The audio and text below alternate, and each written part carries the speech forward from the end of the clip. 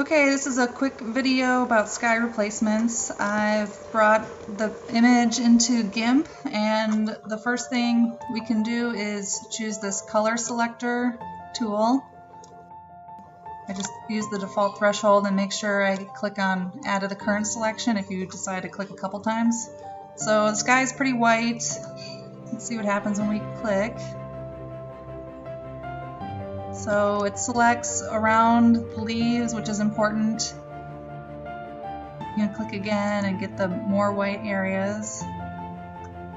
That's good. And if there's any spots that need a little additional selection, you can switch over to the magic wand. Make sure you click on add to the current selection and add these little spots up in the corner.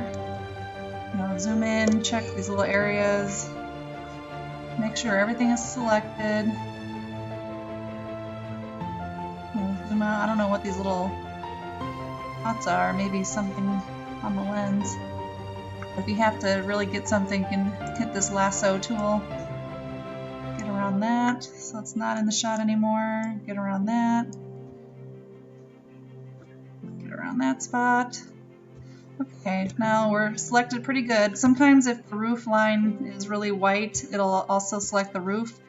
So if you think you're going to catch this spot with your eraser in the sky, you'll want to subtract this little area that's really close to our selection that we want. It doesn't have to be perfect because you don't need to erase all the way down the house. Just erase, we're going to be erasing just the sky. So over here maybe we'll select part of the siding just so we don't accidentally make that part blue. And same with over here. Just really quick. Get rid of that little area. Okay. Alright, once you're done selecting, I like to get rid of the weird sky, the clouds. To make it 100% opacity, and let's just get rid of the clouds in the sky, because sometimes when we do put in the sky, since it's at 50%, you can see the old clouds, so we want to get rid of the gray clouds. It doesn't have to be a perfect removal, just as much as you can, and then once that's done, we are going to grow the selection by 1 and then feather it by 5. So that's just going to make a soft look between the new sky and the leaves or ferns or whatever. Now we're going to bring in a sky. This is a Florida sky, so we could do that. And since it's a little smaller than how it was shot, I'm going to scale it. It's probably a 6,000 wide, I'm not sure.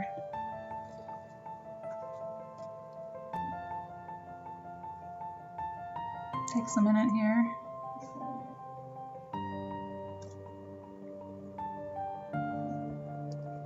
And there we go. Okay, so that layer's on top. We're going to move it to the bottom. Okay, we moved the sky layer below the front of the house.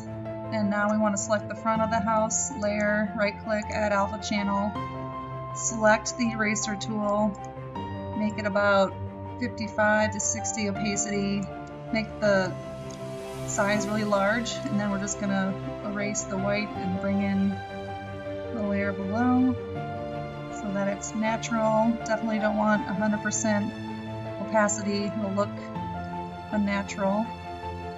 Just fill that in. Select none, that looks pretty good. You can merge these down and that looks really great. There's no white around the branches or the leaves. It looks like it was there when we shot it. And just for me personally, I might make the little bed brown spots a little more green. I'll select a green, make the opacity really low. Select the paintbrush tool, and then I'm just going to fill a little bit of green on that brown just to make it a little bit better. Okay, and that's about it.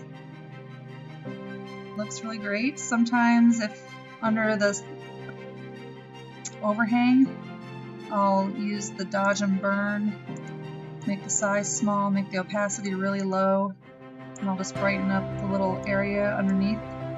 But right now it looks pretty good. Sometimes it's dark and I'll just brighten it up a little bit around the door area. And after that, you just export it and you're done.